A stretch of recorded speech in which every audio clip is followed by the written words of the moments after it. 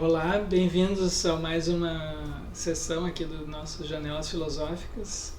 Eu estou hoje com o meu colega e amigo Rogério Salcedo, que foi durante um bom tempo professor na Federal de Santa Maria, mais recentemente, há 6 anos, ele se transferiu para a Federal do Pernambuco e ele fez o doutorado dele na USP com o João Virgílio Cutter sobre o Ramsey, né? Wittgenstein Ramsey. E ele escreveu recentemente para o processo de titulação dele na Federal de Pernambuco uma tese que se intitula Ceticismo Racial Robusto. E hoje eu vou falar um pouco, entrevistar o Rogério a respeito disso. Então o que significa, Rogério, ceticismo racial robusto? O que significa, o que tu quer dizer com isso? Basicamente é a tese acerca da inexistência de raças. Sim, mas então se explica melhor o que quer dizer isso, porque com certeza a gente usa o conceito de raças. Claro que a gente usa o conceito de raça, em biologia existe o conceito de raça, né? Tem raças de cachorro, cavalo, vacas. Uhum. E a gente usa também socialmente, enfim, para falar de seres humanos. E a tua tese é que esse conceito aplicado a seres humanos é vazio. É vazio, exato, essa é a ideia. Tá. Então, quais são assim, os teus argumentos? Assim, como é que tu desenvolve? Por que tu acha que não há ou que o conceito de raças humanas é vazio? Não existem raças humanas. A tua tese é que não existem raças humanas ou é que tu não sabe? Não existem. Dadas as teorias que nós temos no mercado filosófico e biológico também, então tu é cético com relação às teorias existentes. Isso. Certo. Tá? Então, grosso modo, funciona assim. Nós temos... eu tenho um argumento geral, né, que sintetiza a minha posição, eu posso até falar ele em linhas gerais aqui, e aí tem as análises específicas. As análises específicas estruturam o texto, né? Então, o texto ele tem basicamente duas partes, né? Uma primeira parte é onde eu inicio discutindo o escopo do eliminativismo racial. O que é o eliminativismo racial? Depois eu volto e falo o meu argumento geral, tá? Só para dar um panorama da estrutura do texto, que explica, né, a discussão com as teorias raciais. O eliminativismo racial é uma das principais posições no debate contemporâneo em teoria racial, ou metafísica da raça, como o pessoal gosta de falar na literatura. Por que metafísica da raça? Porque essas teorias elas discutem, giram em torno da resposta de uma única pergunta: se existem ou não raças. Humanas. Raças humanas. Ninguém nega que existem raças humanas. O contexto é raças humanas. Né? Então, você tem uma posição que é denominada de eliminativismo, que na literatura, né, ela é atribuída ao filósofo Kwame Appiah e à filósofa Naomi Zak, né? E a ênfase aqui é no atribuído, né, porque eles não são eliminativistas, na minha opinião. A Naomi, inclusive, tem um artigo em que ela diz que ela não se considera uma eliminativista pela simples razão que ela não pode eliminar algo que não existe. Então não faz sentido chamar. Sim, mas de qualquer maneira eles dizem que não existe, né? Mas ela não é eliminativista. E o Appiah, na literatura, né, nos textos dele, eu, pelo menos nas leituras que eu fiz para escrever minha tese, não encontrei nenhum argumento pró-eliminativismo. Então Mas ele sustenta também que não há raça. Ele, do ponto de vista especificamente do que a gente chamaria de raça genética. Certo. Então, esse é o ponto. Então, tem a primeira parte, então, começa delimitando que se entende qual é o escopo do eliminativismo racial, e o escopo do eliminativismo racial, ou o eliminativismo atribuído a Appiah em especial, é uma concepção genética de raça. Tá? E isso, na verdade, está muito claro nos textos dele, em especial no livro dele tem a tradução em português, que é Na Casa do Meu Pai. Né? Bom, então, aí... Então, o argumento aí seria que... os termos raciais são vácuos. Não existe nada no mundo que corresponda aos termos raciais. Sim. Do ponto de vista genético. Né? Sim. Sim, porque, por exemplo, assim, a gente pode ter uma raça de cavalos, por exemplo. Sim, o cavalo crioulo. Isso sim. E o cavalo crioulo podem ter pelagens diferentes. Então, o que define, o que caracteriza aquela raça de cavalos não é simplesmente a cor do pelo. Não, tem inclusive outras características. E a gente faz essas atribuições raciais entre grupos humanos baseadas apenas na cor da pele, às vezes, né? E isso seria superficial demais. Isso não seria suficiente para caracterizar um grupo racial. Sim, mas isso não é o ponto especificamente do eliminativismo. Vamos dizer assim, o ponto do APA e da ZAC é uma discussão em relação ao que seria uma concepção genética de raça, né? A ideia de que isso leva, o APA caracteriza isso como uma concepção essencialista, que é a ideia de que a raça é uma propriedade hereditária, genética, passada de pai para filho. Né? Aí por que ele acha que não tem raças nesse sentido? Basicamente, aí entra nessa parte, tem um momento que eu vou falar sobre as pesquisas da década de 70 em genética evolutiva, né? São basicamente 4 grandes pesquisas que foram desenvolvidas, né? A primeira pesquisa foi desenvolvida por Richard Levontin, que faleceu durante agora a pandemia, é um geneticista norte-americano. A segunda pesquisa foi feita pelo Levontin, depois vem Cavalli, que é um outro geneticista. Depois tem vem Levontin, Masatoshi, que é um geneticista japonês, Cavalli Barbugiani, que é um geneticista italiano, Guido Barbugiani, e por fim Noah Rosenberg, que é um geneticista, acho que inglês, que é tudo na década de 70. Então essas pesquisas, elas têm um debate interno entre elas, mas grosso modo o que elas fizeram foi estabelecer as bases porque na literatura, em filosofia, em teoria das teorias raciais, chamam de consenso ontológico. A ideia de que não existem raças humanas do ponto de vista genético. Né? Então, essas pesquisas mostraram, fazendo, né, suas análises genéticas de grupos populacionais espalhados pelo mundo, que nós não temos como afirmar que existam raças humanas, né? A ênfase sempre é em raça humana, né? Raças humanas muito delimitadas, né?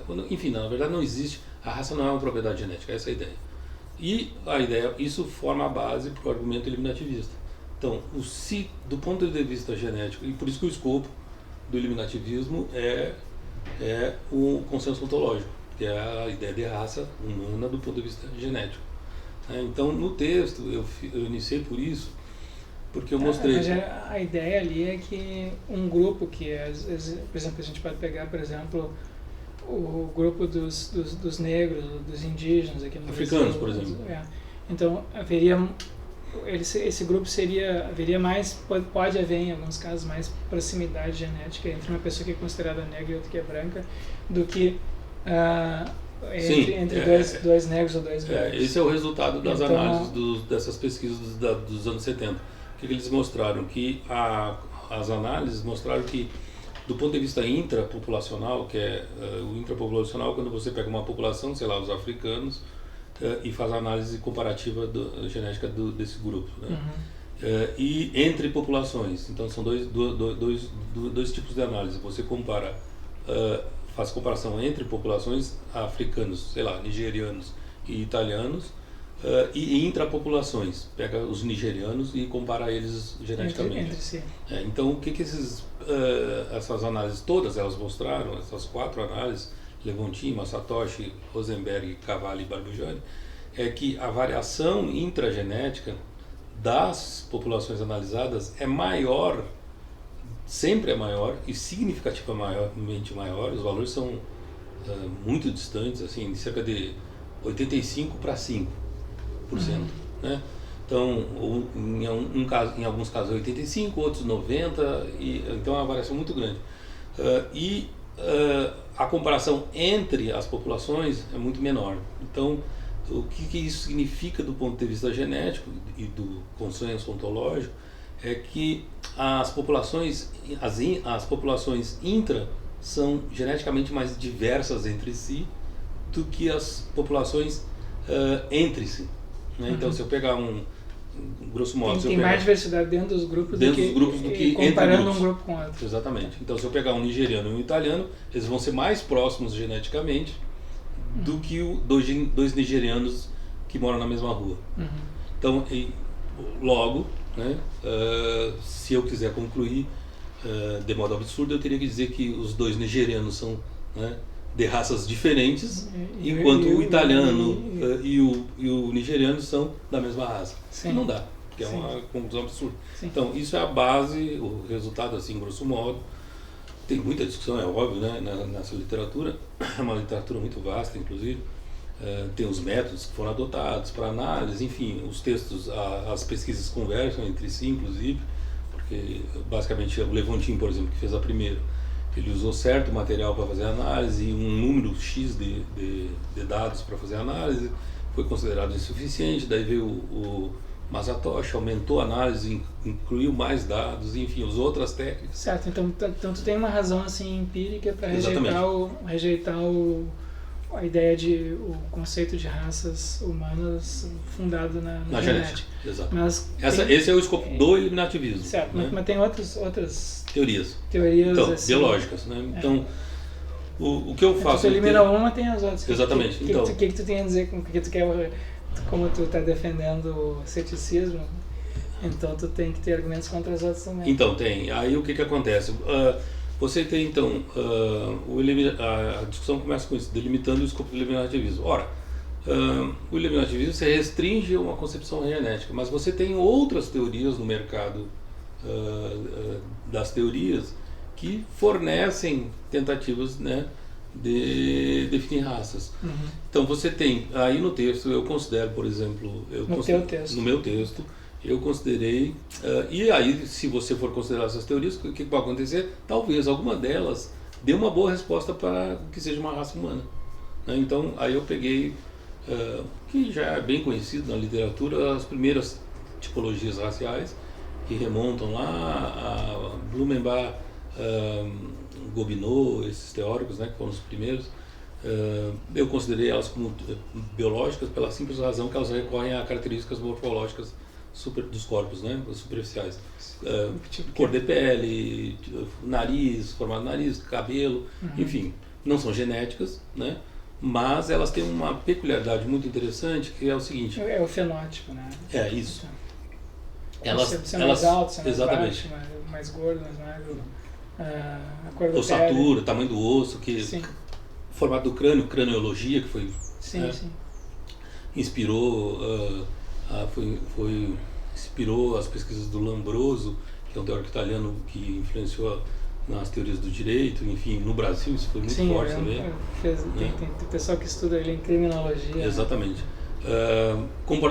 Mas o que é interessante do ponto de vista, vamos dizer assim, filosófico, é que todas essas teorias tipológicas, elas têm um funcionamento básico, que é o seguinte: você define um tipo ideal de raça, e aí você cataloga os indivíduos de acordo com e classifica eles de acordo com esse tipo ideal. Então tem um procedimento. A gente pega uma espécie de aparência, uma pessoa aparece, né? Exatamente. Aí o que eu fiz? Por que eu fiz isso? Porque eu considerei no texto, eu tentei mostrar que isso também tem um viés essencialista, que você tem que definir um tipo essencial, ideal, e aí classificar os indivíduos de acordo com essas características ideais, né? Então você sai a cata no mundo procurando, você tem pele de tal cor, então pum, cai nesse grupo. Você tem pele de tal cor, cai no outro grupo. O formato do teu crânio é assim, cai nesse grupo. Então esse é um mecanismo de funcionamento, que são teorias que funcionaram até mais ou menos... ou tem olho puxado. Exato. Cabelo, enfim. Mas essas teorias, o final delas, antes de começar... historicamente funciona assim, são as primeiras teorias, aí elas entram em declínio após o ápice delas, que é a teoria eugenista Galton, né? Elas começam a cair em declínio. Tem fatores sociais aí, enfim, mas também tem questões teóricas que a insuficiência, basicamente elas não conseguem responder o que seria uma raça humana. Por quê? Porque características morfológicas não servem de base para te conseguir classificar os grupos humanos. Então, por exemplo, se você... Então, um argumento seria parecido, assim, que há muita diversidade, pessoas de uma mesma família, às vezes. Exatamente. Da mesma família podem ter corpos com aparências bem diferentes. Exatamente. Então, pertenceriam a raças diferentes, mesmo sendo da mesma Exatamente. família. Então, você não consegue fazer a distinção clara entre... Se você tiver, vamos dizer assim, grupos com características, sei lá, altura e peso, por exemplo, que é um argumento que eu uso, que inclusive eu me baseei no Barbujani, na análise do Barbujani. Tudo bem, aí você até consegue, né? A pessoa que tem 2 metros, você vai conseguir dizer, não, esse pertence ao grupo dos 2 metros, aquele lá que tem 1,60, porque tem uma delimitação muito clara. O problema todo é que quando a gente recorre a características morfológicas, as características os indivíduos são muito, vamos dizer assim, misturados.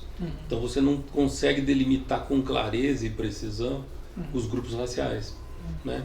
Então esse é o problema básico com essas teorias tipológicas. Aí na sequência, eu estou aqui falando historicamente, né?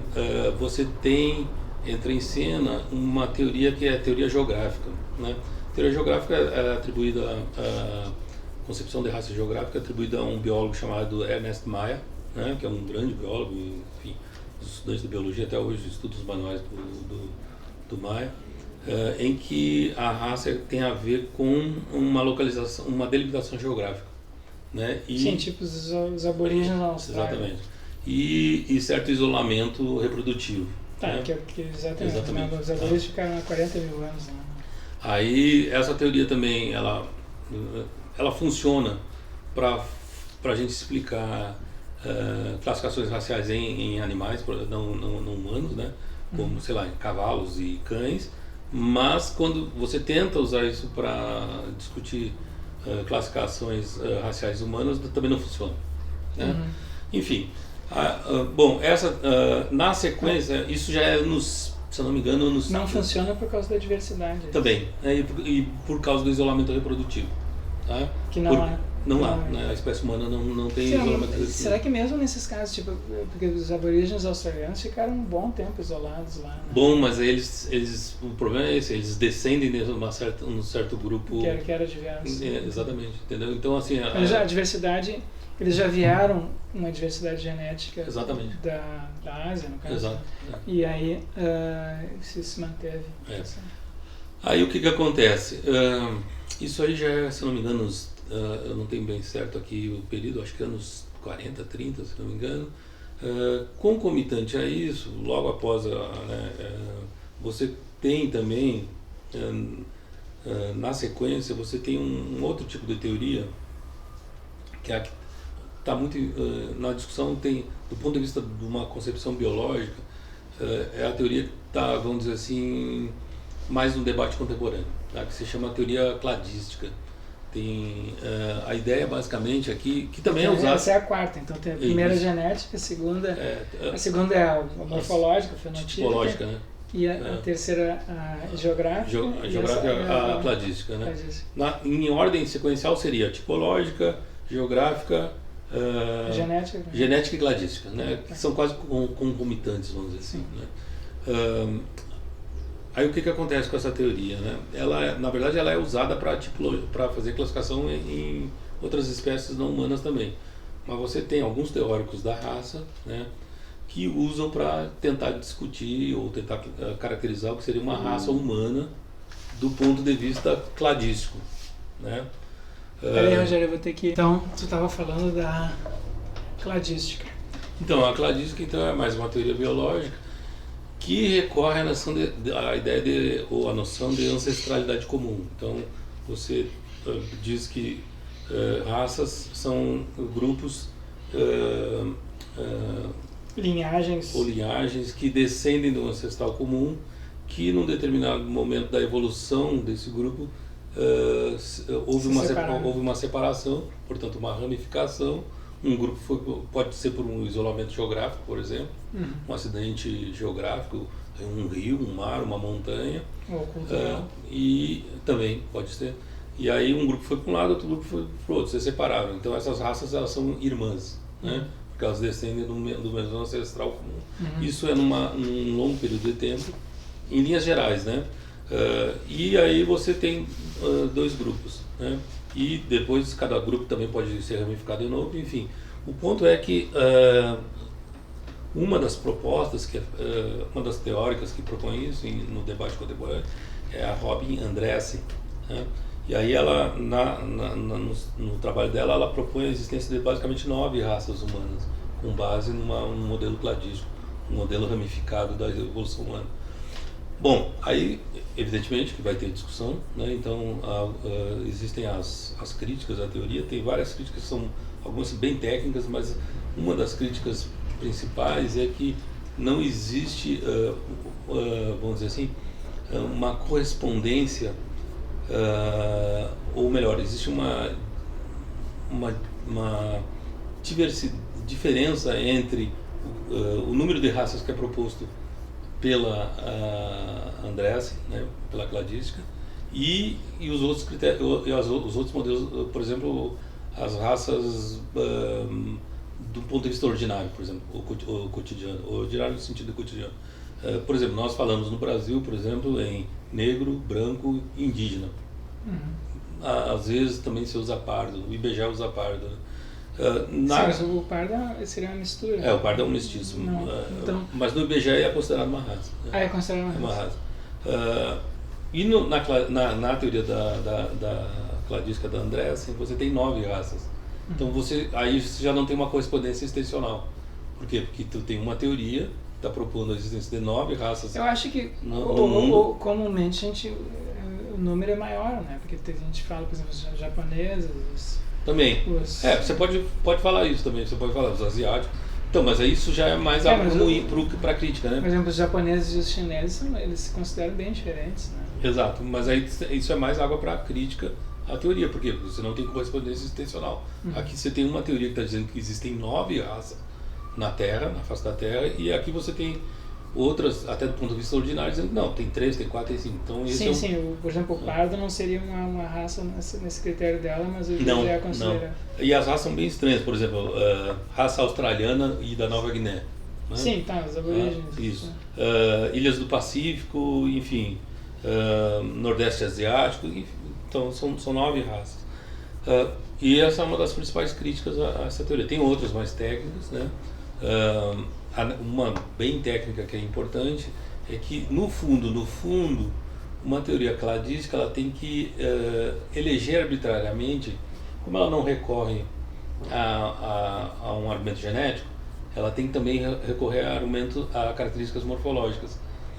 Só que como a gente já sabe, se eu eleger muitas características morfológicas, fica difícil tipificar os grupos.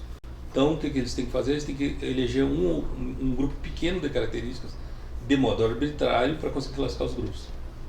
Entendeu? Então essa tecnicamente é uma das principais críticas. Evidentemente que não dá para aceitar, né? Enfim, então isso é mais ou menos o panorama das teorias biológicas. Existem outras, né, mas eu não entrei na discussão das outras. Eu peguei pelo menos as mais que são as principais, vamos dizer assim, né? Sim, mas assim, deixa eu só te perguntar, Rogério. Tu tá dizendo, tem uma eleição arbitrária de algumas características para caracterizar por exemplo, eu vou dizer assim, nós vamos considerar, sei lá, aborígenes, aqueles que têm pele assim e nariz assado. E eu ignoro outras características.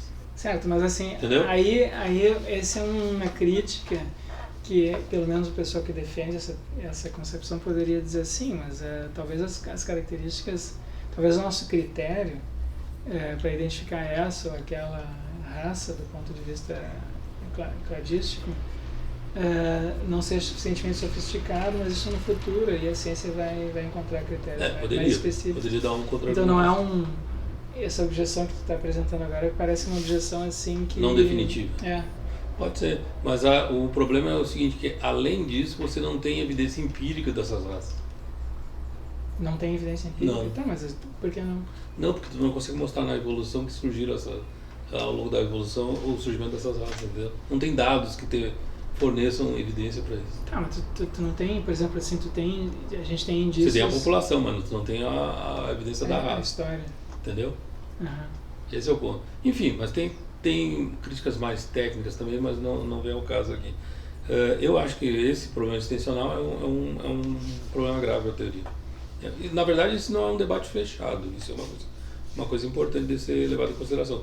Pode ser, você tem razão, pode ser que futuramente uma teoria cladística ou uma outra teoria biológica mostre que nós temos boas razões para dizer que existem raças do ponto de vista biológico. Né? Sei lá, por exemplo, uma teoria ecológica, por exemplo, que eu não entrei no mérito dessas teorias. Mas assim, não se diz, por exemplo assim, a gente enfim, pelo menos tem hipóteses, né? Sobre, por exemplo, como é que foi feita a ocupação humana da Austrália, ou daqui das Américas, né? Aquela migração. Sim. Quer dizer, tem hipóteses alternativas, né? Assim, nós temos, na verdade, dois modelos que mapeiam as populações humanas começam na África e vão se expandindo. Exatamente. E aí tu vai tendo essas bifurcações das populações. Tá, mas então por que isso aí não a gente tem alguns indícios disso, pelo menos. Tem, mas a teoria dominante, que agora eu esqueci o nome, ela é usada para corroborar o argumento do consenso ontológico e não da cladística. Entendeu? Não. O que é o consenso ontológico? O que eu falei lá atrás, que está na base da crítica da concepção genética. Porque que com a expansão das populações a partir da África, né, os antropólogos, enfim, eles conseguiram mapear como foi feita a distribuição dos grupos humanos pela face da Terra. Né? E aí isso, num daqueles artigos que eu mencionei, basicamente no artigo do Noah Rosenberg, se eu não me engano, ele pegou e fez a análise genética dos grupos e depois, vamos dizer assim, ele tentou, com os resultados, classificar geograficamente os grupos. Né? E aí ele jogou, esse veio daqui, esse veio daqui, e houve uma certa correspondência. Então você tem as populações se ramificando, se expandindo, e os dados genéticos correspondendo à expansão dos grupos humanos pela face da Terra ao longo dos milhões de anos. Entendeu? Sim. Mas enfim, eu esqueci de falar uma coisa que é importante, que também tem no debate aqui, que é o seguinte: essas teorias não genéticas, elas têm a geográfica e a cladística em especial, e principalmente a geográfica que iniciou isso, elas têm uma característica no debate que é importante de ser mencionado, que é o seguinte: elas são concepções não essencialistas, porque elas não recorrem a uma noção essencial genética da espécie humana. A essencialista seria a ideia de que todos os indivíduos portam uma essência daquela raça tem um grupo de certas características, e quem não tem uma ou daquelas não pertence àquele grupo. Não pertence àquele grupo. Tá, então a ideia elas são pensamentos populacionais. Sim. Ser de uma raça não é ter uma propriedade essencial, mas pertencer a uma população. Pertencer a essa linhagem. A população, entendeu? Então isso é um movimento importante que foi inaugurado com a teoria geográfica, né? Bom, então isso é a primeira parte, em resumo, né, do texto. E aí na segunda parte eu parti para a discussão. É claro que eu não analisei todas as teorias, né? Eu deixei algumas de lado. Mas tem alguns trabalhos que eu menciono ao longo do texto que discutem outras teorias biológicas e mostram os problemas com essas teorias, mas daí não tinha como fazer tudo isso, né? E a mesma coisa vai valer para os construtivismos, né? São várias teorias construtivistas. Eu peguei então tem, além dessas 4 que tu já mencionaste, tem mais... Então, aí vem a segunda parte, né? A segunda parte do texto. Então a primeira parte é teorias biológicas. Certo. Né? Então, e aí teorias biológicas você tem, vamos resumindo, você tem teorias genéticas e não genéticas. Tá? Todas são realistas, no sentido em que elas dizem que existem raças. Tá?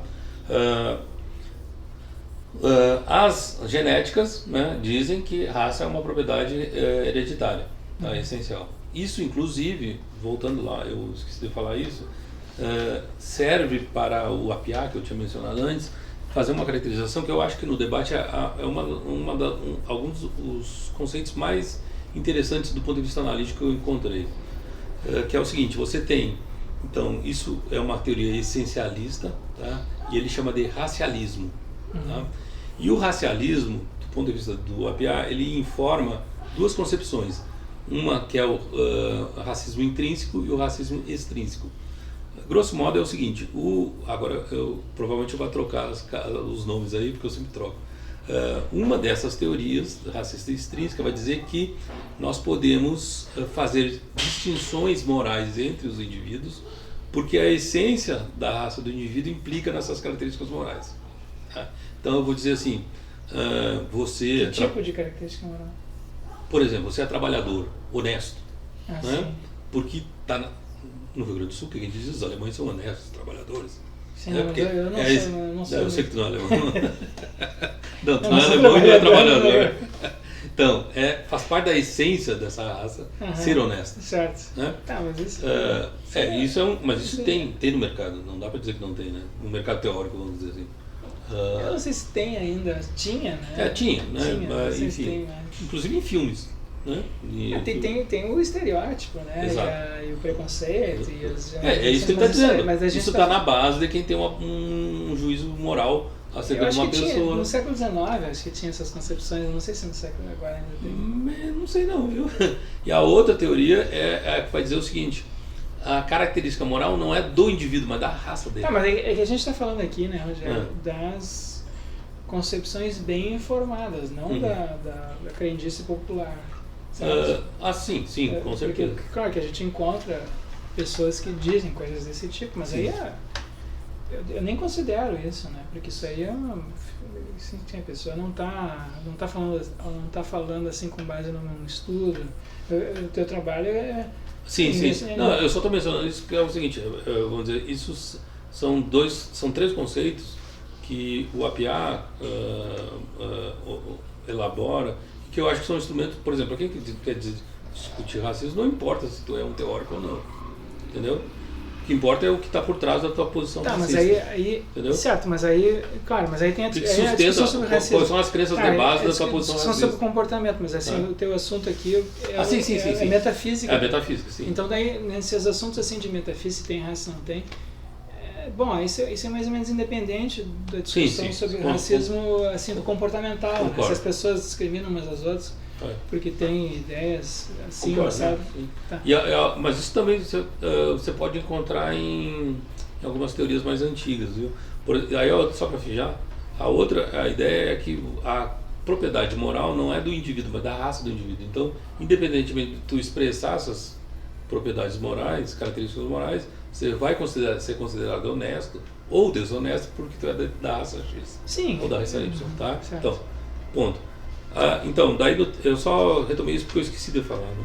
Então, a primeira parte, então, é isso. Eu discuto essas teorias e na segunda parte, aí eu passo a discutir construtivismo racial que nas ciências humanas, com exceção na filosofia, né, não é, vamos dizer assim, a posição hegemônica, né? Então, assim, mas no geral, nas ciências humanas vamos dizer, na história, na antropologia, é muito forte, as teorias construtivistas, ciências sociais também, e, por incrível que pareça, na filosofia não é muito forte. As concepções construtivistas. E eu não acho que seja incrível. Eu acho que é uma tradição assim, na filosofia de ser mais... Enfim, a maioria dos filósofos tende a ser mais assim, realista. Né? Mas eu acho que, por exemplo, no livro do... E mais assim... E algum tipo de objetivismo ou a exigência assim, de critérios de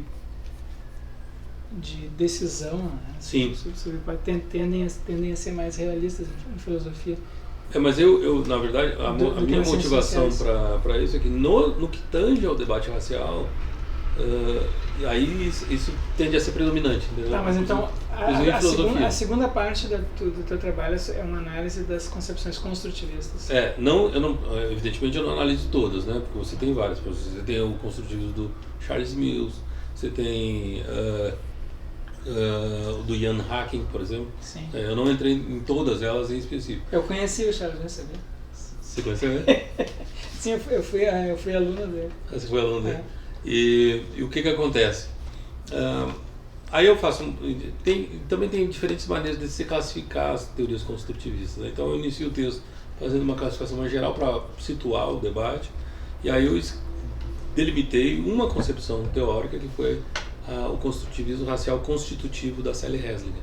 Aí eu discuti especificamente com ela, né? O construtivismo racial constitutivo. Tá? A ideia básica do construtivismo racial constitutivo... então vamos antes assim, a ideia geral do construtivismo racial é de que nós construímos raças. Raças são construções sociais. Bom, eu já inicio... Da mesma maneira, digamos que instituições ou culturas específicas que elas que não são herdadas, elas são construídas socialmente. O problema é o que significa construir isso socialmente, né? Não é claro. Na verdade, tem uma ambiguidade anterior aí, que é o seguinte: o que nós construímos? Nós construímos a raça enquanto tal, né? Ou nós construímos o conceito de raça, tá? Então, eu não considero a discussão... Existem algumas posições que dizem que o conceito racial é construído. Isso eu acho trivial, não é um problema grave assim. A gente constrói conceitos. Sim, por exemplo, o conceito de pardo, por exemplo, foi construído pelo IBGE, né? Pelo jeito, não sei que não se usava. Não, é antes. Tá, mas é que era muito incomum, né? Não se usava assim. Na verdade, começa quando a miscigenação...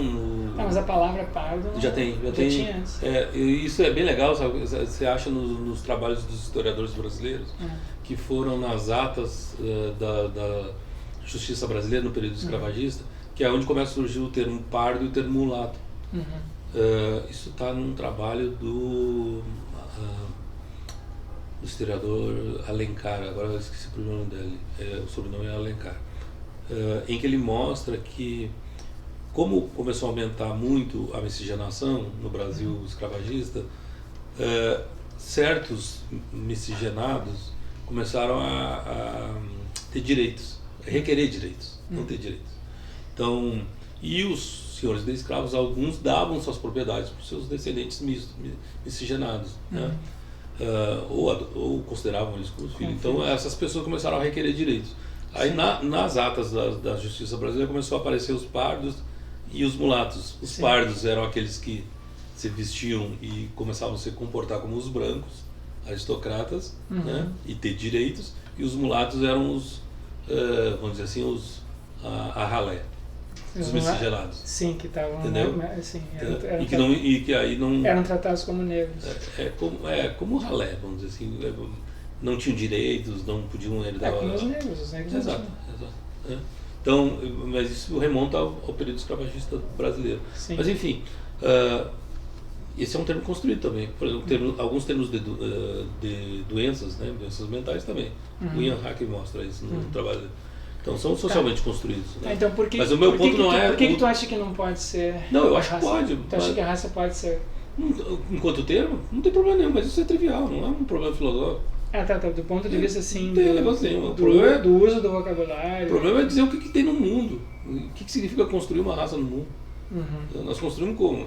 Esse é o problema. Então, a ideia do Ian Hacking, por exemplo, que é causada, é causal. A relação é causal entre os termos que nós usamos e as raças e o modo como as pessoas se comportam no mundo. Certo. Né? Então tem uma relação causal entre isso. Então eu passar a te chamar de, sei lá, de negro, de não sei o que, e isso vai gerando certo comportamento nas tuas ações e que te tipificam como pertencendo àquela raça. No caso, em particular, do constitutivo,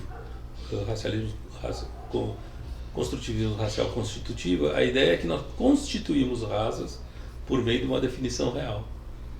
Né? Bom, a definição é bem técnica, não vou repetir aqui, porque ela tem basicamente dizer que fulano de tal é, né, de um grupo tal, de uma raça tal, dizer que fulano de tal é de uma raça tal, nós dizemos isso sem somente ser, dá-se 3 condições. Tá? As condições são um pouco longas assim para falar de memória. Bom, então o que eu fiz? Essa parte eu analisei sob a luz de... deixa eu lembrar aqui.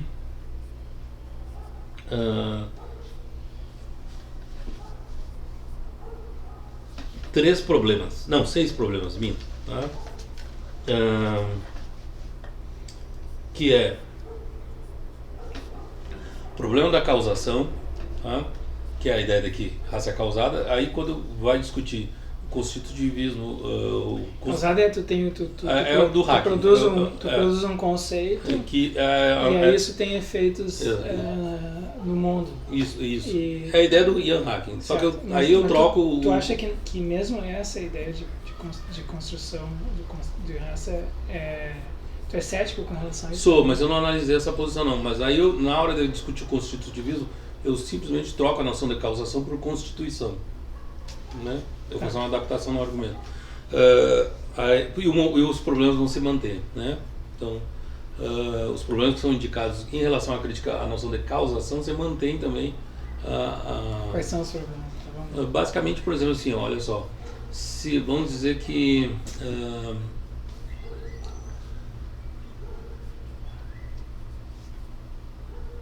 eu digo que determinada raça foi criada e a criação depende de nós, né?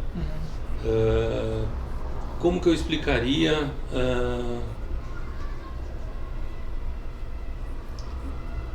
deixa eu lembrar aqui o argumento. Assim, como que eu explicaria algo que por exemplo, existiu antes de nós surgirmos, entendeu? Antes do conceito ser não, antes de nós, antes do nosso grupo social. Como assim? Sei lá, vamos supor que antes de nós já existia, por exemplo, a noção de átomo. O átomo, não a noção de átomo, o átomo já existia. Certo. Ele não pode depender da nossa, ser algo criado causalmente. Sim, mas os construtivistas dizem que antes não existia, né? Depende, se é causal, né? Não, mas tu causa, enfim, ele passa a existir, né? Então, por exemplo, é que nem, eu entendo assim, como uma instituição, né? Por exemplo, a gente dá aula em universidades são... Você teria que dizer que, por exemplo, no caso de raça, por exemplo, que antes não existia raça. Antes de nós não existia raça. Tem algumas teorias que dizem... Antes do conceito ser criado, das distinções... vamos fazer uma pausa. Vamos fazer uma pausa aqui. Pra esperar passar.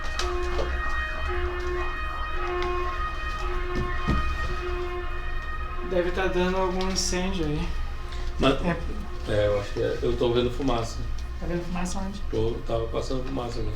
Não, mas veja bem, ele está falando do ponto de vista de algo que existe no mundo, entendeu? Sim, peraí, só um pouquinho. Mas peraí, não fala agora, senão não vai... Você vai ter que editar, não vai ter jeito. Vou cortar essa parte. Bom, acho que passou o bombeiro. Tá. Então basicamente é o seguinte, olha só. Nós estamos falando de algo que existe no... fumaça, né? Algo que existe no mundo, não estamos falando de um conceito. Então pensa, os dinossauros não podem ter sido causados por nós. Sim. Assim como raça não pode ter sido causada por nós, ela teria que ter, por exemplo, se os dinossauros existiam antes de nós, então eles não foram causados por nós, logo eles não dependem de nós. Porque a ideia de ser construído socialmente depende dos indivíduos. Certo, mas da deliberação dos indivíduos. Tu não pode... Bom, eu não sei o que esses autores dizem, mas tu não poderia ter uma causação retroativa, seria a única solução. Tu não poderia ter os grupos raciais se constituindo com o desenvolvimento das sociedades e das culturas? Aí sim, só nesse caso. Aí localizado, entendeu? Tu poderia ter, digamos assim, grupos, até tu pode ter grupos novos que surgem, porque novos conceitos são introduzidos, né? Sim. Como esse de Pardo. Mas o problema é o seguinte... Tu tem a criação ali de um grupo isso que teria, antes não existia. Aí seria... E tu começa a fazer uma distinção que antes não fazia. Isso é possível, né? Mas o problema é você pensar se, nesse caso aqui, você por que o conceito de raça não pode... Não é o conceito, a raça. Certo, mas assim...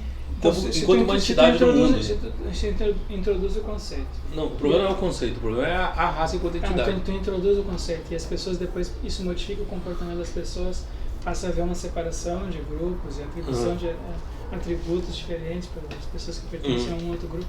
Então tu introduz uma diferença no mundo que antes não existia, não? Eu acho que sim. Mas o problema é que esse grupo teria que pré-existir, entendeu?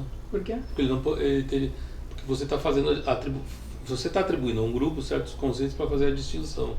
Então esse grupo já tem que existir. Tu não pode criar o grupo? Tu não podem surgir novas raças? Não sei nesse eu sentido, acho que sim. Nesse sentido construtivista. Causal, sim. Você pode criar. É que nem o Ian Hacking fala assim, da criação de certas doenças. Doenças, né? Doenças mentais. Né? Então tem histeria, sim. Enfim, exato. Histeria, depressão, mesmo depressão. Depressão, histeria, ou como é que ele distúrbio de múltipla personalidade. São diagnósticos que foram usados durante um tempo, depois foi em desuso alguns deles, né? E que introduziram diferenças no modo como um certo grupo de pessoas passou a ser tratado, ou reconhecida, ou identificada. Então tu não tinha aquela doença, ela passou a existir. Eu acho difícil. Ou mesmo, tá achando difícil? Eu acho difícil. Eu acho que a doença tinha, o que tu não tinha era o diagnóstico. Entendeu? E os conceitos para explicar isso. A gravidade sempre existiu, tu não tinha um conceito, a fórmula da gravidade. Ela não passou a existir. Mas é que a gravidade não é um fenômeno social. Mas aí, mas ela existia no mundo, e se esse negócio existia no mundo, ela tinha que estar lá, esse é o problema. Aí sim, no caso da gravidade sim, mas o conceito de gravidade... Mas não é o conceito, o problema o conceito foi inventado, mas a gravidade não. Mas esse é o ponto, mas essa é a distinção que eu estou jogando. Certo, mas... eu não estou falando do conceito. Certo, mas a discriminação de grupos humanos pode ser introduzida... Depende de fatores sociais. Pode ser introduzida ou removida. Né? Sim, mas o problema é o que está lá no mundo, não é o que a gente está falando aqui. Mas então tu aceita que pode haver essa construção? Acho que sim. Mas assim, quer dizer, não sei se eu aceito, eu teria que pensar mais a respeito, viu? Eu não sou muito, eu não sei se tu está causando ou se tu está apenas aperfeiçoando teu aparato conceitual para descrever algo que já existe. Eu tendo a pensar assim. Você está melhorando o teu léxico para descrever fenômenos que já existem.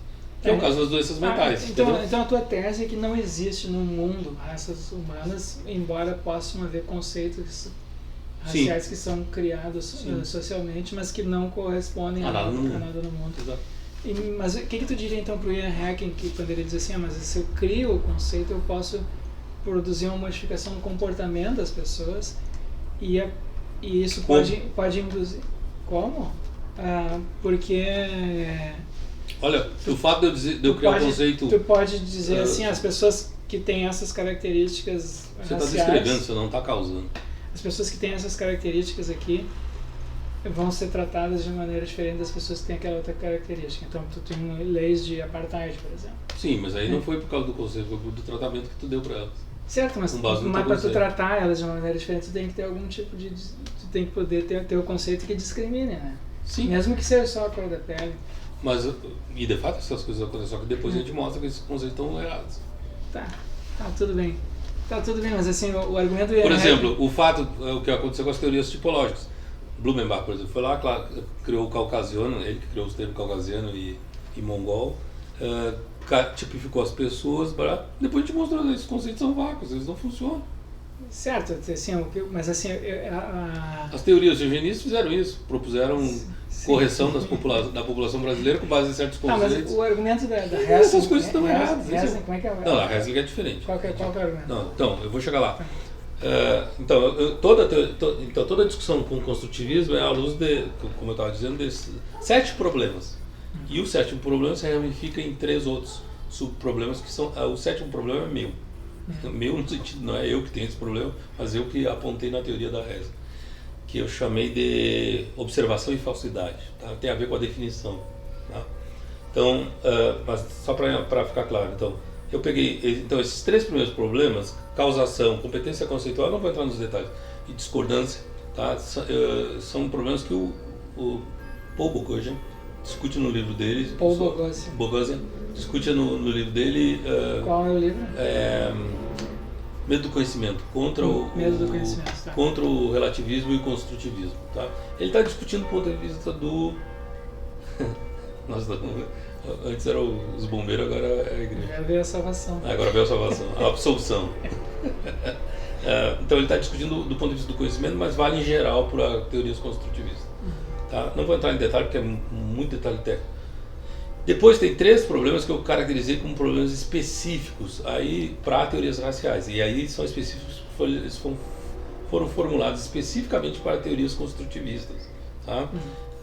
Pelo Ron Mellon, que é um filósofo norte-americano, que tem um texto em que ele discute esses 3 problemas. O problema da passagem, o problema da viagem e da realidade. Tá? Então, também são problemas mais técnicos, mas basicamente eu vou explicar aqui o da passagem, né? A ideia é o seguinte, da passagem, grosso modo, é a ideia, o problema em que uma pessoa que viveu sua vida por um período como sendo considerada de uma determinada raça, passa, né, a viver como sendo de uma outra raça. Tá? Então, a questão no texto do Mellon é mostrar que nenhuma teoria construtivista consegue responder de modo satisfatório os 3 problemas. Tá? Se ela responder... O que seria um exemplo de passagem? Passagem, por exemplo, tem 2 casos na literatura. Tem casos ficcionais e tem casos reais. Né? Então, os 2 casos reais mais famosos são o caso da Susan Phipps, que é uma norte-americana, que foi tirar um documento para viajar, né? E viveu a vida toda como branca, e quando ela foi tirar o documento, ela foi considerada negra. Né? Acho que porque ela tinha ascendentes negros. Exato. Porque sempre que o critério americano não é o da cor da pele, mas é o da ascendência. Da ascendência. Então, aí eu acho que esse exemplo não é muito bom, mas ele está na literatura. Tá? Por quê? Porque aí você pode discutir os critérios. Tá? Então, o que acontece? O juiz tinha um critério diferente da comunidade dela. Mas mesmo assim é um exemplo, vamos dizer assim, documentado. O outro caso aí é de um inglês chamado, como é que era o nome dele? Archibald Bellamy, que foi morar no Canadá e passou, branco, né, inglês, a viver como um indígena canadense. E recebeu tem um filme, inclusive, com Pierce Brosnan sobre esse caso. Mas como é que ele fez isso? Ele passou a viver numa tribo e passou a receber um nome que é Grey Owl, né? E passou a ser um indígena. Tá ali, sim. Tem a foto dele na internet, a gente pode achar ele cabelo comprido, com as vestimentas. E ele passou a ser considerado um indígena. Do ponto de vista dos indígenas canadenses, ele era um deles. Sim, ele passou a ser considerado um indígena. Então, aí as teorias... Pelos indígenas. Exato. Entendeu? Isso é interessante, porque aqui no Brasil também tem isso, né? Pelo menos assim é o que diz o Eduardo Ribeiro de Castro sobre os indígenas brasileiros. Sim. Eles têm uma concepção assim, se tu vive com eles, se tu come a comida deles, se tu fala a língua deles, tu passa a ser um deles. Eles não têm um critério, digamos assim, que nem nós temos, biológico ou cultural, psicológico. Eles têm uma ideia de que tu vai transformando o teu corpo em certas práticas e tu passa a ser um deles. Mas aí, qual é o problema nesse caso aqui? Bom, esse sujeito ele é branco e não branco, né? Esse é um problema. Ele é branco do nosso ponto de vista, do ponto de vista desse grupo indígena canadense. Ele é indígena. Mas aí você pode dizer, ele é branco e não branco. Logo você tem uma violação. Mas não do mesmo ponto de vista, né, Rogério? Ele não é branco e não branco do mesmo aspecto. Não, você está olhando para a mesma pessoa. Esse é o ponto. Aí você vai dizer, considerado branco. Você vai dizer, o Bellamy, ele é branco e não branco. Ele é inglês e indígena. De um ponto de vista ele é branco, de outro ele não é. Não é do mesmo ponto de vista.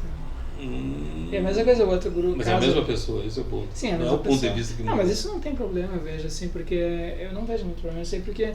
Do ponto de vista lógico, todos nós podemos temos descrições diferentes. Não, isso eu concordo. Então, por exemplo, assim, eu na minha casa, eu sou pai dos meus filhos e tal. Na universidade eu sou professor, no estágio de futebol eu sou colorado, coisas assim. Então eu posso ter... O problema não é a descrição, o problema é o que a gente está dizendo que tem lá no mundo. A coisa que existe no mundo. No mundo tem um cara que é de uma raça e não é daquela raça. Não, mas os critérios aí são diferentes. Não tem problema. O ponto de vista pode mudar. Por exemplo, você pode... Talvez você está são falando critérios... perspectivas diferentes. São critérios de atribuição. Mas a coisa é a mesma. Esse é o ponto. o indivíduo, assim, é que a coisa a raça a pessoa é a mesma, mas se nós formos considerar ela do ponto de vista assim biológico, então ela é branca, né? Se nós formos considerar ela do ponto de vista esse indígena, que não é biológico, sim, então ela é indígena. É indígena. Então, mas aí são critérios diferentes, são conceitos diferentes. Não, tu tá usando, vamos dizer assim, tu tá falando a mesma coisa que eu falei da Susan Phipps, mas o problema não é apenas esse, o problema é que, dados esses três problemas, você não consegue, que é o problema da passagem, o problema da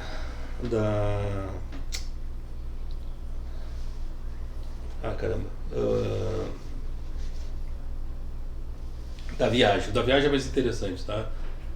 E o da realidade, nenhuma das teorias do mercado explica os três, entendeu? Uhum. Esse é o que o Mellon fala. Uhum. Eu estou falando aqui separado, né?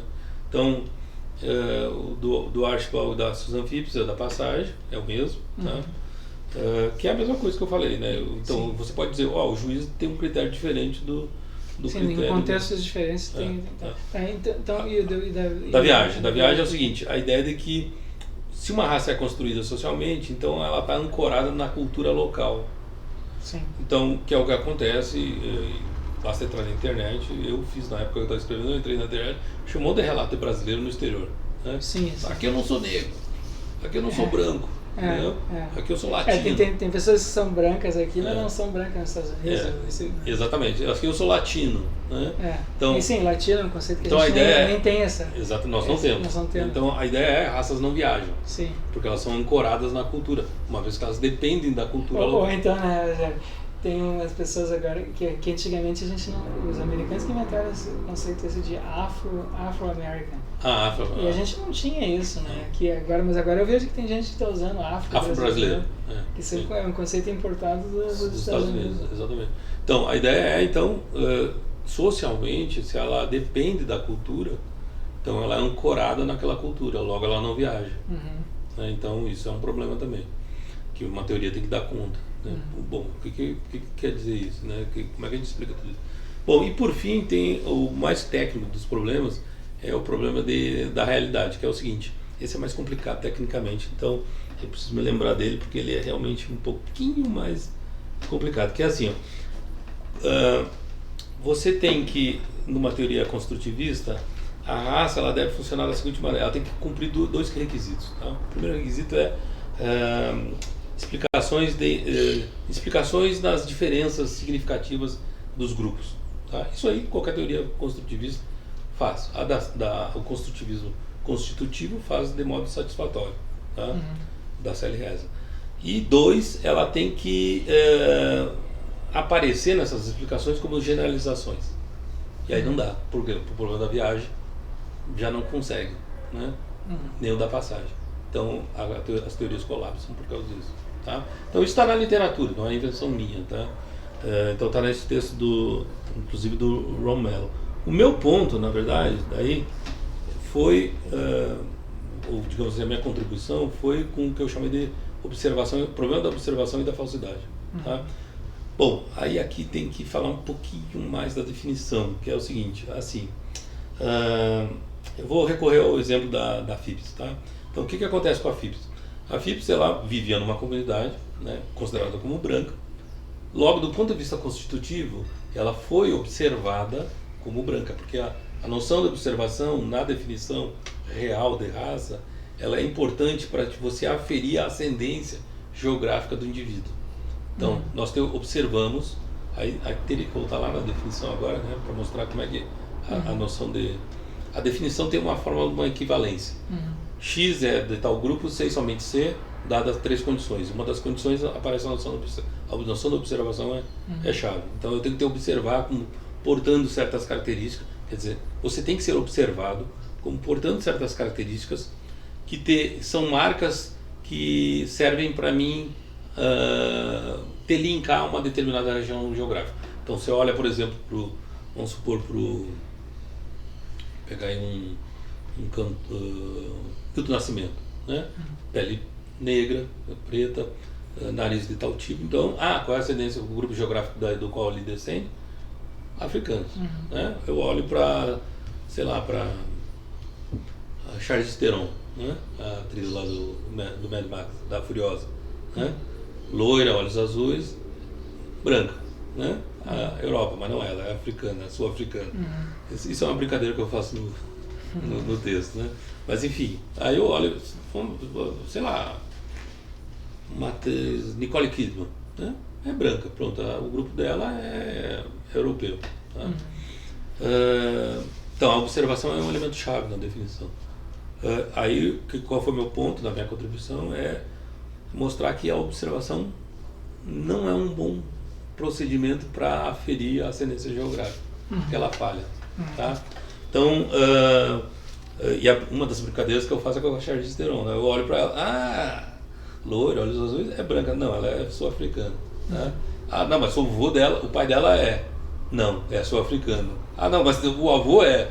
Não, o avô é. Né? Parece que os avós dela são holandeses, se eu não me engano. Pô, mas eu tive que pular lá nos avós para ver a ascendência dela. Bom, mas aí também tem um critério, um problema adicional, que é o seguinte: eu parei aqui por quê? Só porque corroborou minha hipótese? É uma parada obrigatória. Eu poderia ir mais adiante e ver, de repente, que algum parente dela não é da região. Entendeu? Então, esse é um problema. Um subproblema, na verdade, tá? Que tem a ver com a observação. Mas o meu ponto principal, vamos dizer assim, é com a definição.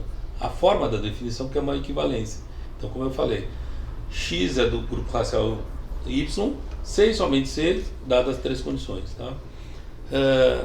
Bom, o problema é que eu posso ter casos em que a observação falha. Logo, um dos lados da equivalência vai ser falso. Tá? Porque o lado direito da equivalência vai ser a conjunção de 3 condições. Né? Você pode mudar, fazer A, B, C. Né? Daí fala A e B e C. Né? Ou A, E, B e C. Vai dar o mesmo resultado, eu fiz os cálculos. Então, a equivalência vai ser sempre falsa, logo a definição não funciona. E como é uma equivalência, vai ter casos em que ela vai ser falsa, logo a definição não funciona. Então, essa é a minha crítica, né? A definição real da raça. Por isso eu acho que a definição, o realismo racial constitutivo não funciona. Porque a definição é falha, entendeu?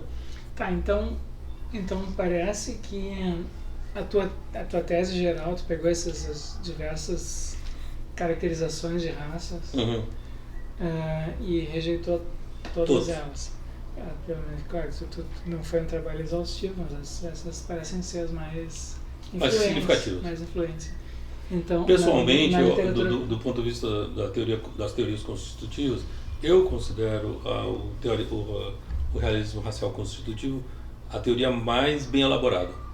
O realismo racial constitutivo, que é o da Célia Hesse, eu acho que é a teoria mais... E na verdade, ela também tem essa teoria para discutir questões de gênero. Eu acho, das teorias que eu conheço, né, eu li várias, é óbvio, a mais bem elaborada, a mais madura, vamos dizer assim, com mais trabalho reflexivo. Né? É muito bem elaborada, muito bem, vamos dizer assim. Mas mesmo com relação a essa, tu é cético? Eu sou cético. Porque ela não satisfaz aqueles 3 critérios conjuntamente. E os outros 3 específicos, a viagem, realidade, viagem e passagem. E o problema da falsidade de observação, que é o que eu indiquei, né? Certo. Então tá. Me diz uma coisa assim, Rogério, só pra gente terminar. Deixa eu só falar uma coisa antes de me perguntar, que é o seguinte: por que eu escrevi isso? Né? Tem uma razão acadêmica e tem uma razão pessoal, que eu gosto muito de falar isso, que é o seguinte: quando eu estava na graduação, eu inicio o texto falando sobre isso. Por que eu escrevi isso? Porque quando eu estava na graduação, certo dia eu estava discutindo com meu pai, que era um negro do movimento negro, né, lá em Santa Maria, no Rio Grande do Sul, aqui no Rio Grande do Sul, esqueci que eu estou no Rio Grande do Sul, e um dia a gente estava discutindo sobre racismo, ele falou assim: olha, tu não é preto, tu não é negro. E eu respondi para ele, eu olhei para ele e disse: como que eu não sou negro? O senhor é negro, eu sou seu filho, logo eu sou negro. Isso, sei lá, 1900 e bolinhas, né? 1990 e alguma coisa, tá na graduação. Mas para mim isso não é nem um objeto de discussão, de análise filosófica. Mas na verdade esse diálogo, ele guarda 2 posições do debate que eu descrevi aqui. Ele guarda uma posição, vamos dizer assim, com um espírito realista, com um espírito construtivista, que é a posição do meu pai. Ele está dizendo: você não é preto porque você estudou numa universidade branca. Você estuda numa universidade que a cultura é branca. Logo, a tua cultura é branca, logo você é branco. Né? Então tem um espírito construtivista. E eu tinha uma resposta com um espírito genético e essencialista. Sim. Né? Então, para mim isso não era uma questão de discussão, de análise filosófica. Isso aí só foi aflorar quando eu li o texto do Ron Mellon, né, e o livro do Boghossian, né, que aí caiu a ficha. Eu disse: tinha uma coisa muito interessante aqui nesse debate, nessa discussão entre eu e meu pai, tinha uma questão filosófica muito legal para ser analisada. Então, por um lado eu estou discutindo com ele, né, dando uma resposta para ele, e por outro lado tem a questão acadêmica mesmo, de analisar o debate. Mas e hoje o que tu diria? Tu se considera negro? Pardo? Não sei que palavra que tu usa. Então, eu uso negro. Porque tu acabou de dizer que tu é cético. Eu sou, mas eu, assim, para fins de classificação, vamos dizer assim, IBGE, essas coisas, eu me considero negro, né? Tu te apresenta como negro. Mas assim, mas como é que tu concilia isso com o que tu acabou de, com a tua tese aqui? Não, é só por uma questão de, vamos dizer assim, de exigência. Se o fiscal do IBGE bater lá em casa e fazer entrevista, eu vou ter que dizer o que eu sou. Sim, mas né? sim. Aí eu vou me considerar negro, simplesmente por isso. Mas assim, estrito senso, eu acho que não existem raças, né? Eu acho que você pode ser racializado no sentido em que parte da definição do realismo racial constitutivo diz, né? Você tem que ser, vamos dizer assim, você é atribuído a tal grupo com base em certas características corporais, por exemplo. Mas daí não sei que exista uma raça no mundo. Eu estou sendo tipificado como negro porque eu tenho nariz chato, tenho pele escura, enfim. E o meu caso é um caso bem interessante, pessoalmente. Por quê? Porque aqui no Rio Grande do Sul eu sou em geral considerado negro. No Nordeste, não depende do contexto. Depende do grupo. Se por exemplo, eu fui num evento certa vez da Associação Brasileira de Pesquisadores Negros. Então, os pessoal que estava... se discriminaram. Não, eles não me discriminaram, mas eles tiravam onda, né? Se é 70%, 80%. 80% por aí, 70%, no máximo 75%. Sim. Então, por quê? Porque também tu tem olhos verdes, esverdeados, né? Mas qual é o problema aí? O ponto, não o problema, né? A questão é que os critérios estão mudando aí, né? Então, dependendo da região, como o Brasil é um país muito grande, então, aqui, como tem uma colonização predominante de população branca, a tendência é me considerar negro, né? Do Nordeste, não. Sim, mas assim, tu acha que essa tua tese tem alguma implicação? Isso já é, vamos dizer assim, já é mais água pro meu moinho, entendeu? Tu acha que que isso que tu está defendendo, assim, esse ceticismo com relação à metafísica das raças, tu acha que isso tem implicação para essas classificações sociais que a gente faz? Quer dizer, assim, tu pensa que essas classificações, por exemplo, que o IBGE faz são fictícias? Eu acho que são erradas. Né? São erradas. Porque não existem essas coisas no mundo que ele está dizendo. E o critério está dizendo que existe. Que o questionamento... mas aí o que tu diria para o pessoal, por exemplo, do movimento negro, que diz, mas os negros efetivamente são tratados de maneira diferente dos Então, brancos? eles são racializados no sentido... Eles são racializados nesse sentido que eu estou dizendo. Os termos raciais são usados para tipificar essas pessoas e, em geral, para depreciar elas. Sim. E colocá-las em posições sociais de desvantagem, enfim. Sim.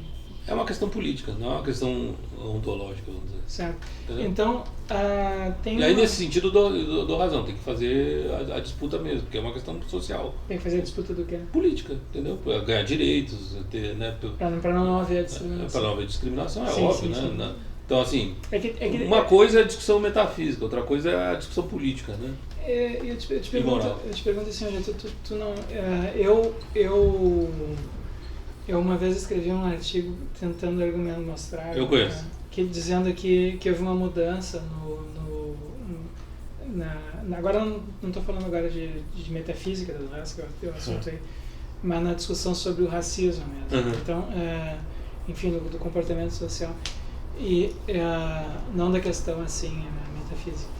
E falando da questão assim, moral.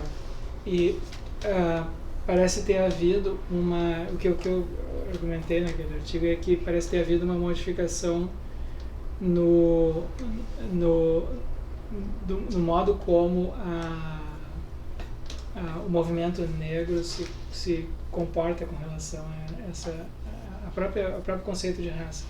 Porque os movimentos negros do século passado, da década de 60, 70, tendiam a defender, como foi o caso do Martin Luther King Jr. nos Estados Unidos, a cegueira para a cor da pele, né? Então que o ideal está no discurso dele, né? Que o ideal seria a gente ter uma sociedade que não fizesse discriminações raciais. E quando você faz isso, discriminação racial com base você tem um tipo de racismo intrínseco ou extrínseco. Pois é, mas os movimentos negros agora do século XX tendem a enfatizar. Que tem uma questão de afirmar a raça. Né?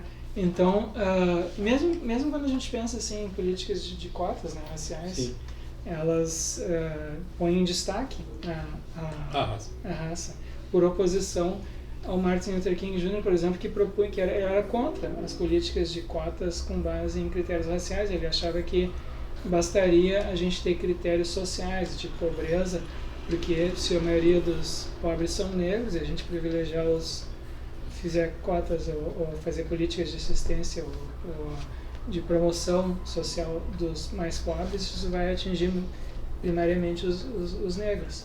E se houver brancos ali no meio, não tem problema, ele achava, né? Então, melhor, enfim. Então me parece que houve uma mudança nesse discurso do movimento negro do século passado para o início do século XXI agora. Não sei se como é que tu vê assim, porque isso que tu está dizendo me parece estar mais alinhado com o pensamento dos movimentos negros do século passado, do Martin Luther King. Não saberia te dizer. Eu conheço o discurso dele, que é muito famoso, é óbvio, e no fundo eu acho que ele tem razão. No discurso ele está certo. A questão é falacioso você derivar juízos morais com base na cor da pele de uma pessoa, né? Porque isso é um tipo de racismo, né? Sim, mas é que tem racialismo, na verdade, intrínseco ou extrínseco. Sim, mas é que tem gente do APA. É que tem gente que hoje critica, né, essas concepções do Martin Luther King de cegueira para a cor da pele, dizendo que isso também seria um tipo de racismo. Eu acho que não. Na verdade, eu acho que não. É que o que acontece hoje é que para você reivindicar direitos, você precisa afirmar a tua raça.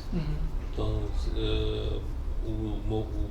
na disputa política contemporânea acontece isso.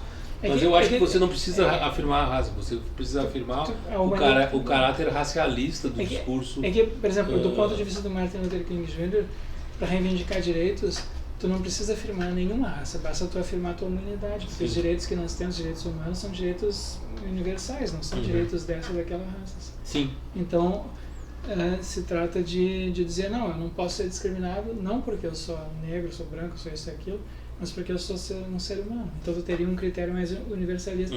Mas isso às vezes é descrito como um tipo de cegueira para os problemas raciais. Mas não sei, aí eu não daria tanta razão para essa postura, porque o problema é o seguinte: na nossa sociedade, por exemplo, os cargos de primeiro escalão olha para o judiciário brasileiro, quantos negros tem? Sim, eu entendo que tem desigualdade, né? Tem desigualdade racial. Médicos brasileiros, a maioria é branco. Sim. O primeiro escalão é basicamente de homens brancos, né? Sim. Então, você tem um privilégio aí dessa população. E a questão é a seguinte: não é porque elas são de uma raça no sentido metafísico, mas porque na disputa, o grupo que é racializado e depreciado sai em desvantagem. Não que exista no mundo alguma coisa, entendeu? Então, os negros são negros, entre aspas, são desprivilegiados. Tá bom. E em especial as mulheres negras. As mulheres, né? Mais do que os homens, né? Óbvio. Porque aí elas acumulam dois tipos de ismos, né? Sim. Mas aí é uma questão política mesmo, não é uma questão do que tem no mundo, né? Ou, digamos assim, a entidade que existe no mundo. Sim. Mas é uma questão política mesmo, direitos e deveres, né, que estão em jogo aí. Certo. Eu acho inadmissível, não tem cabimento. Você ter um sistema... Bom, para quem conhece a história da formação do pensamento jurídico brasileiro, é um absurdo, porque a raiz que tem Lombroso, né? Que é um eugenista. Tem uma história muito desigual, né? Então, assim, desigualdades. Não tem cabimento. Sim, tem muitas assim, desigualdades, mas para mim é interessante a mudança na concepção, porque elas indicam maneiras diferentes de pensar. Com o problema da desigualdade racial. Eu concordo. Porque tu pode ter desigualdade racial e dizer, não, uma maneira de resolver isso é nós promovermos políticas de discriminação negativa, né? Promover esse grupo que é identificado, racializado dessa maneira. E a outra seria, não, nós vamos ter uma política que é cega para... Agora, no Brasil a gente tem um complicador, falando, já que você está falando do Luther King, nós temos um elemento potencializador que potencializa a questão ou que dificulta mais ainda, que é o seguinte: a miscigenação brasileira é muito maior. Sim, na sociedade brasileira do que na sociedade americana. Então você pode pensar assim, olha, eu acho que o Brasil é um dos países mais miscigenados do mundo, né? Se você pensa, tem esse dado, mas eu acho que tem. Provavelmente sim. Porque então, na Ásia não tem esse tipo de miscigenação. Talvez na África. Se você não considerar os pardos, se você considerar o pardo como uma categoria à parte, então a população negra é X, tá? Se você juntar o pardo e entender que o pardo é negro também, aí a população negra aumenta, entendeu? Claro. Então aí você tem um problema difícil, porque assim, você pode tanto considerar o pardo, como ele é um caso de berlinda, vamos dizer assim, entre meio, você pode puxar ele tanto para a população branca ou tanto para a população negra, entendeu? Então, sim, assim, é uma questão muito difícil do ponto de vista dos direitos políticos e sociais, no caso da nossa sociedade, entendeu? Então, eu acho que é um pouco mais difícil, porque na sociedade americana a coisa foi mais estratificada, né? E sim, ainda, né? Sim, ainda é. É que os países que foram colonizados por ingleses, em geral, são assim, que foi o caso da África do Sul, é o caso da Austrália, da Nova Zelândia. Negros lá, brancos aqui. Não tinha mistura, né? E aí os países que foram os portugueses... Não, isso é interessante, né? A gente estava falando que os portugueses já vindo na história deles de mistura com os muçulmanos, né? E com negros africanos em Portugal antes de vir para o Brasil. Então, isso está bem mostrado no trabalho do Clóvis Moura, que eu falei.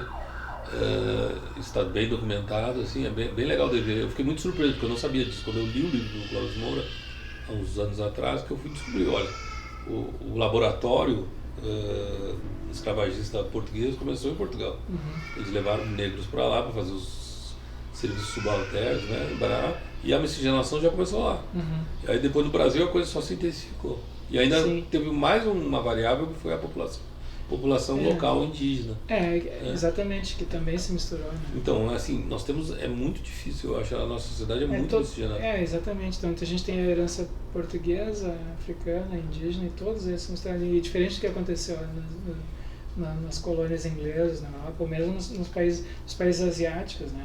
Os japoneses, os chineses não tem esse tipo de miscigenação. Os japoneses são muito difíceis de se casarem. Eles são muito puristas, parecem, eu não sei, eu nem sei se dá para dizer que são racistas, mas assim, dificilmente eles casam com pessoas do grupo social. Sim, os estrangeiros assim tem às vezes dificuldade. Mas assim, eu para resumir, eu acho assim, do ponto de vista político tem mais é que lutar mesmo. Você vai admitir que a maioria da população racializada como negra tem subempregos e... Claro, é que eu acho que tem maneiras assim, diferentes de tratar disso, né? Tu tem a maneira de enfatizar as diferenças, que tem um grupo que é diferente desse outro grupo, e a outra é dizer assim, não, nós vamos tratar todo mundo igual, não vamos fazer discriminação racial, e aqueles que estão sendo tratados de maneira menos digna, independente de como são classificados do ponto de vista racial, serão promovidos, receberão um tratamento assim, enfim, digno. Então essas são estratégias, né? Eu acho que sim, são estratégias, mas não sei se funciona no nosso caso, né? No caso brasileiro. Vamos ver, né? A sociedade brasileira não funciona. Quem está comendo manjar não vai querer dividir manjar. Não sei, vamos ver, né, Rogério? Não sei, assim, a gente tem... Eu tive a experiência de morar nos Estados Unidos e, embora, assim, a pobreza lá seja muito menor, né, quase inexistente, né? Uma pessoa que é pobre nos Estados Unidos aqui não seria considerada pobre. Não sei como é que tá hoje, né? Mas assim, eu percebi que tinha um isolamento muito maior dessas populações e um certo ressentimento até. Enfim, então assim, mesmo que a pessoa vivesse, assim, não passasse fome, tivesse assistência do Estado, né, elas havia um sentimento, assim, isso foi a impressão, assim, talvez seja uma impressão subjetiva minha, mas assim, de ser um loser, de ser um fracassado, Sim. sabe? E é uma coisa que eu não vejo assim tanto no Brasil, embora a situação social no Brasil seja muito, muito pior, né? Sim. Mas talvez isso seja também uma fantasia minha, né? Porque eu sou de classe média e branco, então nunca experimentei assim a vida do favelado, né? Sei lá, do negro, então talvez seja uma idealização, uma fantasia minha. Mas eu tive essa impressão assim nos Estados Unidos de uma maior segregação, né? Mesmo, por exemplo, na cidade que eu morava, em Chicago, havia o bairro dos negros e o bairro dos brancos. Isso não tem aqui em Porto Alegre, por exemplo, tu vai numa favela, tem negros e brancos morando em favela lado a lado, né? E lá não tinha isso. Lá os pobres negros moravam separados dos pobres brancos. Então era uma cultura bem diferente da nossa. Mas então tá, eu te agradeço, Rogério. Eu que agradeço. E quando for publicado aí teu trabalho, tu me passa que eu vou botar o link na referência. Sim, faltou dizer isso. Então, isso foi uma tese, né? Sim, mas não foi publicado ainda. Não, eu vou transformar em livro. Aí eu quero ver se publico ele. Já era para ter feito isso durante esse ano, mas não consegui. Tá, então quando sair, tu me dá que eu ponho a referência. Tranquilo. Ótimo, obrigado.